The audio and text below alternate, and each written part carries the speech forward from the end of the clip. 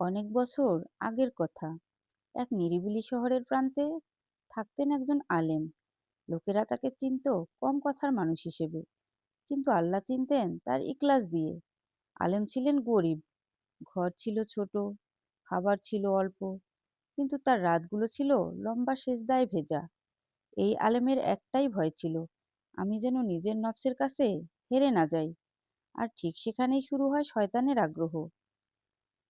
শয়তান অনেক গুণাগার মানুষকে সহজেই ফেলে দেয়, কিন্তু আলেম, সে তো নামাজে শক্ত, দোয়ায় শক্ত, হারামে শক্ত।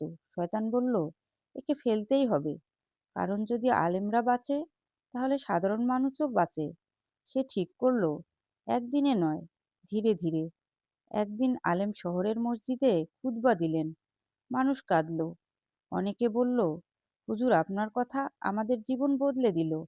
শয়তান ফিসফিস করে বলল, দেখলে, তুমি অন্যদের থেকে আলাদা, তুমি বিশেষ।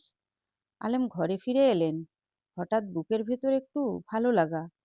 আমি মানুষকে প্রভাবিত করতে পারি। কিন্তু ঠিক তখনই তিনি থমকে গেলেন। বললেন, হে আল্লাহ, আজ যদি আমার মনে এক ফোঁটা অহংকার ঢুকে যায়, আমাকে আজই ভেঙে দাও। সেই রাতে তিনি বেশি কাঁদলেন। শয়তান প্রথমবার হেরে গেলেন। এক ধনী ব্যক্তি একদিন এসে বলল, হুজুর, আপনার জন্য ঘর বানাতে চাই, শুধু একটা অনুরোধ, সব বিষয়ে একটু নরম কথা বলবেন। শয়তান বলল, নরম হও, তুমি তো হারাম বলছো না, শুধু কম বলছো। আলেম একটু চুপ করে রইলেন। তার চোখে ভেসে উঠল স্ত্রীর পুরনো কাপড়, সন্তানের খালি থালা, কিন্তু সঙ্গে সঙ্গে কুরআনের একটি আয়াত মনে পড়ল, তোমরা কি মানুষের ভয়ে সত্য গোপন করো? আলেম বললেন, আমি আল্লাহর দিন বিক্রি করতে পারি না। ধনী চলে গেলেন। শয়তান দ্বিতীয়বার হেরে গেলেন। একদিন কিছু লোক বলল, এত ইলেম নিয়ে কি করলে, গরিব তো রয়ে গেলে। শয়তান বলল, রাগ করো, জবাব দাও, নিজেকে প্রমাণ করো।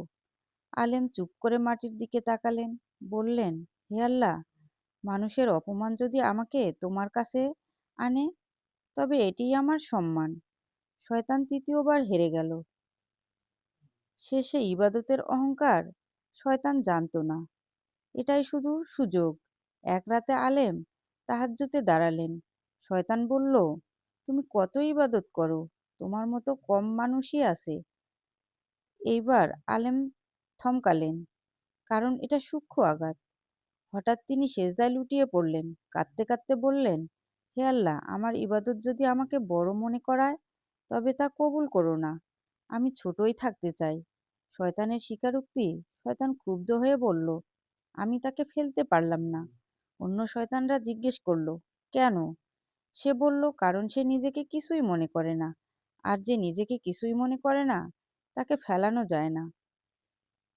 এই গল্প আমাদের শেখায়, শয়তান সবসময় গুণা দিয়ে আঘাত করে না, কখনো অহংকার দিয়ে, কখনো দুনিয়া দিয়ে, কখনো ইবাদত দিয়ে। যে আল্লাহর সামনে নিজেকে ছোট রাখে, শয়তান তার সামনে বড় হতে পারে না।